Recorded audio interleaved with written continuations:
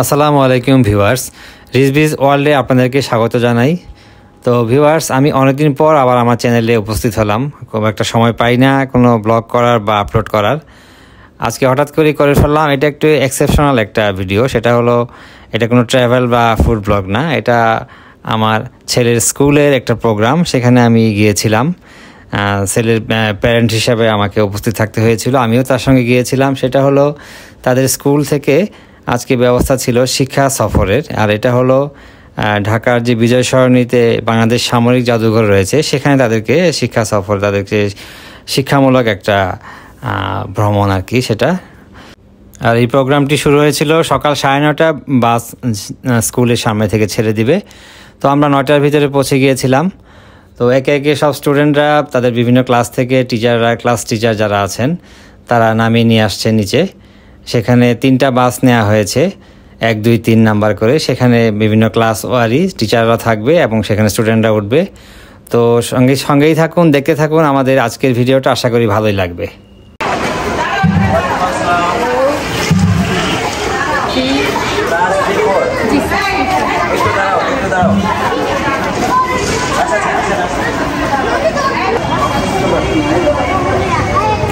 রাস্তার বাম দিক থেকে চলতে হয়, তাই না?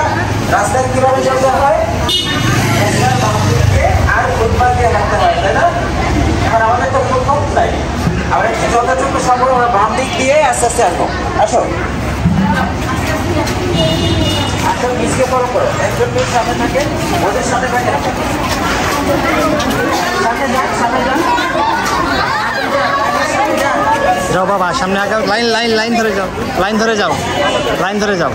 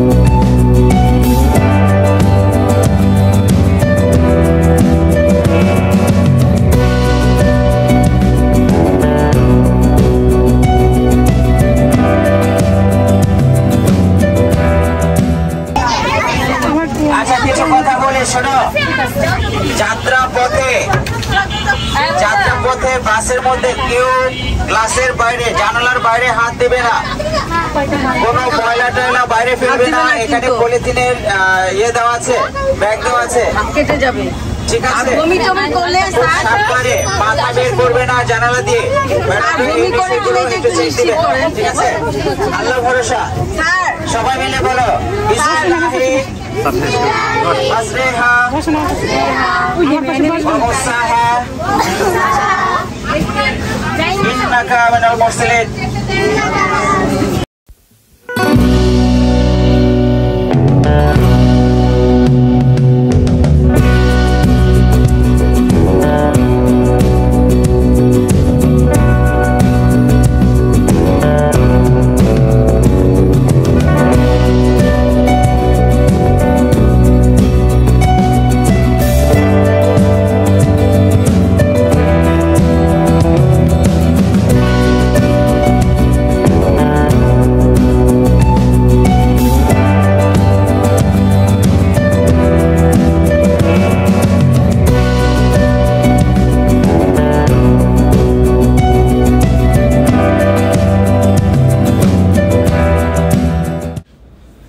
তো ভিউয়ার্স, আমরা রওনা দিয়ে দিলাম। আমরা এখন মিরপুর 10 নাম্বার থেকে বের হয়ে 13 নাম্বার হয়ে, তারপর 14 নাম্বার হয়ে ক্যান্টনমেন্ট দিয়ে আমরা সেই বাংলাদেশ সামরিক জাদুঘরে পৌঁছে যাব। তো এখানে যে বাসগুলো ভাড়া করা হয়েছে সেগুলো ঢাকা ক্যান্টনমেন্টের ভিতরে চলাচল করে, যার জন্য সেগুলো ক্যান্টনমেন্ট দিয়ে প্রবেশ করে তারপর শহীদ জাহাঙ্গীর গেট দিয়ে বের হয়ে বিজয় সরণি ধরে সেই জাদুঘরে পৌঁছে যাবে। তো আমরা যাচ্ছি। এই ফাঁকে আমি এই চারুলতা ইন্টারন্যাশনাল স্কুল সম্পর্কে 2-4টা কথা না বললেই না, আজকে যেহেতু সুযোগ পেয়েছি আমি বলেই ফেলি। তো ভিউয়ার্স, এই চারুলতা ইন্টারন্যাশনাল স্কুলটি অবস্থিত ঢাকার মিরপুর 10 নম্বর যে ওয়াসা অফিসটা রয়েছে তার পাশেই। এখানে আপনারা চিনে থাকবেন, পরিচিত একটা স্কুল আছে হোপ ইন্টারন্যাশনাল স্কুল, তারপর গ্রিনফিল্ড কলেজ, তার পাশেই এই চারুলতা ইন্টারন্যাশনাল স্কুলটি অবস্থিত।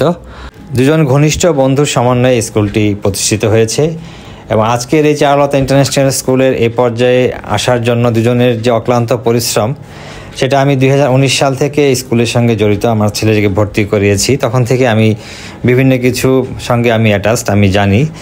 তারা দুজনই এই স্কুলের প্রতিষ্ঠাতা পরিচালক। একজন হচ্ছেন সৈয়দ ইমাম মেহেদি হাসান স্যার, আর আরেকজন হচ্ছেন AKM দিদার স্যার। আমরা যারা অভিভাবকরা যারা আছি, স্টুডেন্টরা যারা আছি, সবাই এই দুজন প্রিয় ব্যক্তিত্বকে আমরা চিনি এবং তাদের যে সহযোগিতা, আন্তরিকতা, সেজন্যই চারুলতা ইন্টারন্যাশনাল স্কুল এতটা ফেমাস হয়েছে এই মিরপুর 10 নম্বর এলাকাতে।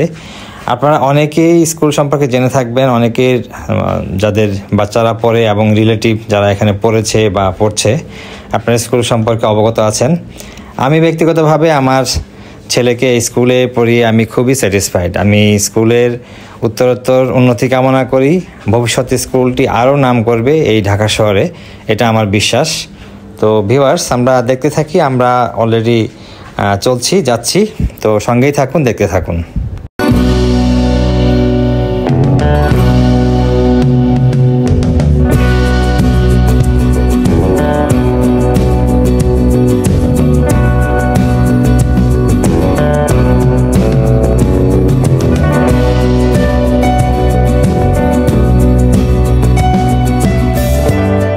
তো ভিউয়ার্স, আমরা এখন আছি বিজয় সরণির সিগনালে, আর অল্প কিছুক্ষণের মধ্যে আমরা সামরিক জাদুঘরে পৌঁছে যাব।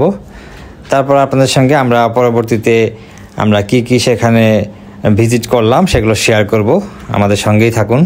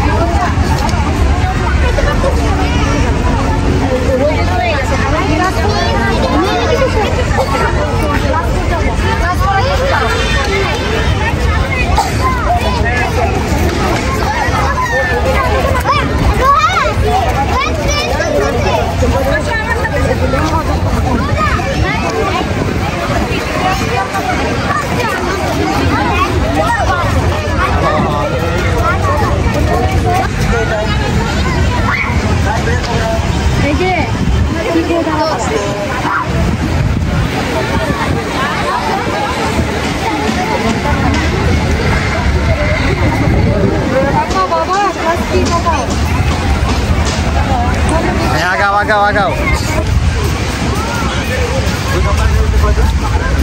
হ্যাঁ, ধরো লাইন ধরো বাবা। হ্যাঁ, এক লাইনে যাও। হ্যাঁ,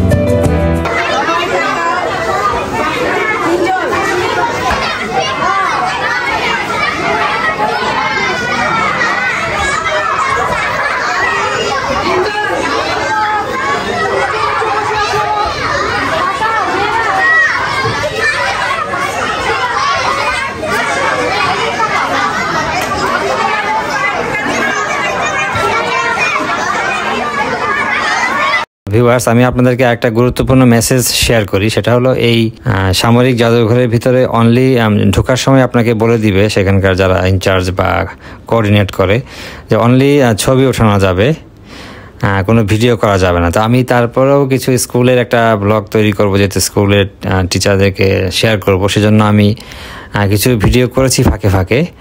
আর কোনো ধরনের খাবার বা পানীয় নিয়ে ভিতরে প্রবেশ নিষেধ, অর্থাৎ খালি হাতে আপনাকে ভিতরে ঢুকতে হবে।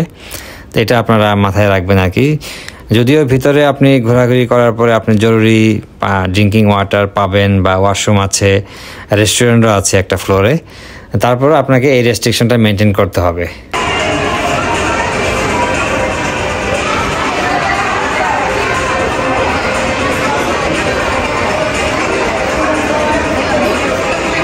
তো ভিউয়ার্স, অবশেষে শেষ হলো আমাদের আজকের এই শিক্ষা সফরের বিশেষ অংশগুলো, যেগুলো আপনাদের সঙ্গে আমি শেয়ার করলাম, ভিডিও করেছিলাম।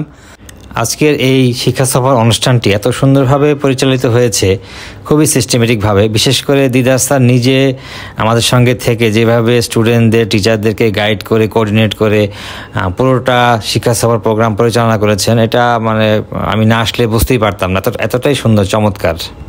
বিশেষ কৃতজ্ঞতা জানাচ্ছি আজকের এত সুন্দর একটা শিক্ষা সফর আয়োজন করার জন্য। এই কোমলমতি বাচ্চাদেরকে নিয়ে এত সুন্দর এবং সুশৃঙ্খলভাবে পরিচালনা করেছেন শিক্ষকরা, টিচাররা বাচ্চাদেরকে। তার একটা শিক্ষা সফর আয়োজন করা বেশ ঝামেলা এবং জটিলতার বিষয়, এবং ছোটো বাচ্চাদেরকে ম্যানেজ করা তো আরও কঠিন। তো যাই হোক, এই জন্য অনেক পরিশ্রম করতে হয়েছে স্কুলের শিক্ষক না, শুধু শিক্ষক, কর্মচারী এবং সকল অভিভাবকরা যারা এসেছিলেন তারা যথেষ্ট সহযোগিতা করেছেন। তো যাই হোক, আমি একজন অভিভাবক হিসাবে ভীষণ খুশি এবং কৃতজ্ঞ। আমাদের সন্তানদের সুশিক্ষায় শিক্ষিত করে তুলবার জন্য এরকম আয়োজন ভবিষ্যতে চারুলতা ইন্টারন্যাশনাল স্কুল থেকে আমরা আরও আশা করব। স্কুলের জন্য অনেক অনেক শুভকামনা রইল। সবাইকে অনেক অনেক শুভেচ্ছা জানিয়ে আজকের মতো আমি শেষ করছি। সবাই ভালো থাকবেন। আল্লাহ হাফেজ।